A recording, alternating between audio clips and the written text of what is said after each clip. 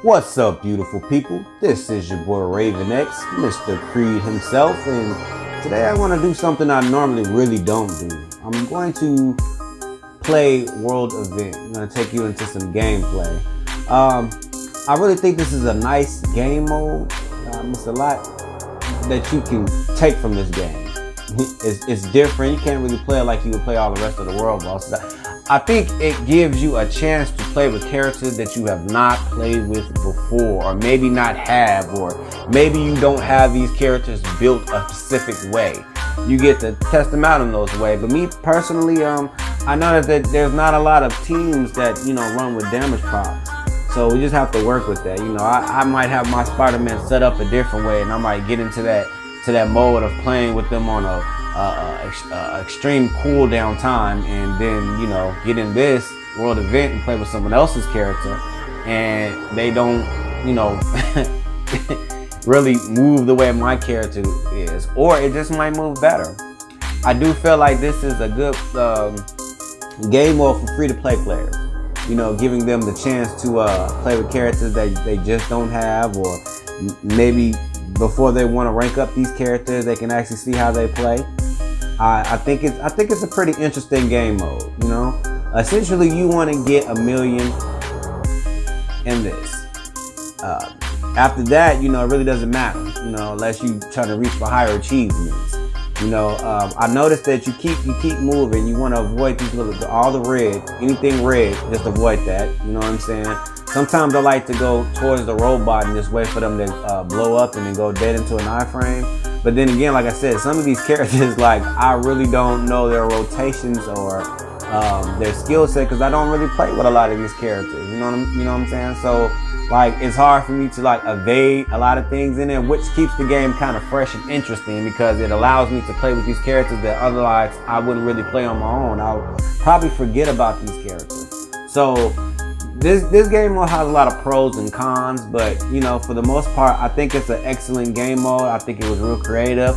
I wish that there could be better rewards. The game do come off as a little, what's the word I'm looking for, repetitive. Day in and day out, you get the same reward, same outcome, doing the same thing. But the main part of this is, like, when you get to these ninjas, that's when things start really getting real in this game, because you won't accumulate any points until you take them out. So you want to do that as quick as possible. Sometimes I like to group all the players up in a specific area, like maybe run to a corner somewhere and attack them all at once that way. Maybe if some of them have T3 skill, I might just use that. And that just works out perfectly for me. And I don't know no other way of explaining that. But like I said, I think this was a very interesting game mode that they came up with. I really think we need more game modes like this, but I think it would be even better if we can bring some of our alliance members in, and we can take on game modes like this together. I think that would bring a lot more interesting element. Or there should be some type of end goal to this. Yeah, sure, we can make it to 1 million and we get the gear up kits or whatnot, but it would be nice if you reach a certain point, right, that they give out CTPs or something like that. I think that will keep my interest in this game mode a little bit more. Other than that, I don't even know why I play this game mode, because for the most part, if the team that they select for me is what I would call hot garbage, I'm not gonna play it. There's no reason for it to have no incentive to play it. So, like I said, it has its pros and its cons. I do like the fact that it forces me to play with characters that I will probably forget about, or just not even think about, or it gives me a better idea on how I might want to build a specific character, if that character isn't even built up. I have characters in my slots right now that they just been sitting there, and I keep telling myself I'm gonna get around to building them up, and I just haven't did it. They're tier 2, they don't have Uru, they don't have ISO sets, they don't have obelisks or CTPs or anything like that. They just been sitting there. They've been sitting there for like months. They're ready to go, and I get so caught up in playing with the common players, like the Deadpool, the Jean Greys, the Scarlet Witches, those characters that you play repetitively. I get caught up in playing with those, and I really have fun. And sometimes I just be forgetting about these background characters, And like I said, I think this is a good way of, bringing those small time characters or those uncommon characters that you play with to the mainframe. Plus, it gives them a game mode that they can do. Although there are some characters and some teams that they have selected that I have played, and I was unable to actually hit 1,000,000, and I tried and I tried and I tried and I tried, and I found that to be like frustrating and very, very underwhelming. But it's just a game, I really like World Boss Ultimate. I wish that there would be, more, as I would say, more stages, bosses, villains, more rewards. It's something missing from this game. I love Marvel Future Fight so dearly, but there's something missing, and I think that they're close to it. I think that they're really close, and I think this will possibly be, the game mode, like this in Giant Boss Raid. But this in particular, I wish that Alliance Conquest was more like this, where we can, just fight a bunch of different enemies and bosses and villains, and in one mode, but we can all go in and fight them, and try to clear out the mobs and stuff like that. I wish that they would, be creative enough to come up with some stuff like that where we can interact with our alliances and our friends, get to use some of our alliance, characters, see how they build is, because, when I first started, they was explaining to me like this, you need to equip this here, and you need to put this here, you need your cards up here. When you get into a game mode like this, your cards don't really mean nothing. The obelisk that you build and don't really mean nothing. The ISO sets that you would have put on your character don't really mean nothing because you're playing with someone else's character, which is genius. I love the idea, don't get me wrong. I think that was a beautiful idea. I think the concept of that is just amazing.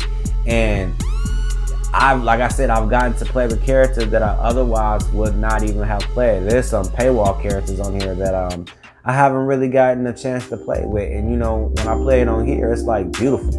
Like right now, just looking at Iron Man's skill set, watching him do the Thanos snap, I might not want to be stressing myself out with World Boss Ultimate, just to be able to do that, you know what I'm saying? And seeing someone else's build, I think this was good. I think it was a lot better than the Alliance battle that we had, where you just run around and fight a boss that was just weaker than the characters that you put together, and then they just die in like 2 seconds,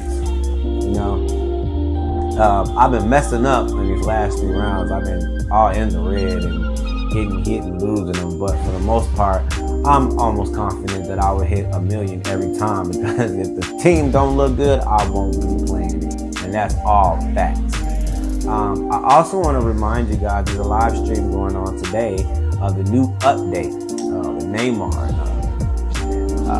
We're gonna have Silver Surfer and the Fantastic Four. I'm so excited about the update. So I encourage you guys to watch it. Don't miss it. And like I said, I think it's just gonna be completely awesome. And now that I'm thinking about it, I don't even have a T3 Iron Man, so I get to do this T3 skill right here without even T3ing them. So that is a plus in my book. I mean, there are some characters that I do need to get around to, but again, if you're anything like me and you got some of these background characters and you've also played with them and forgot about them, leave that in the comments below. Let me know what characters those are. Let me know you know, what is your experience about World of Ink? Do you like the game mode? Is there, I mean, do you have certain CTPs with it that you prefer to live without? I mean, leave that in the comment. Let's talk about this. Let's discuss this. This is a discussion that needs to be had, that I want to have with you, and I'll be more than happy to hear your output on it and your insights, so I know that I'm not the only one going crazy here. Do you like the game mode? Do you like this content? Tell me what else you would enjoy to hear me, you know, talk or rant about, or is there anything, any bills that you would like to learn, you know? Again, this is your boy Raven X, Mr. Creed himself. Don't forget to hit that like button. It costs you nothing. It doesn't come out your wallet. It doesn't come from your mama's wallet, so you should have no problem with it. Hit that bell, and I'll see you in the next one. Good night. Catch you in the next one.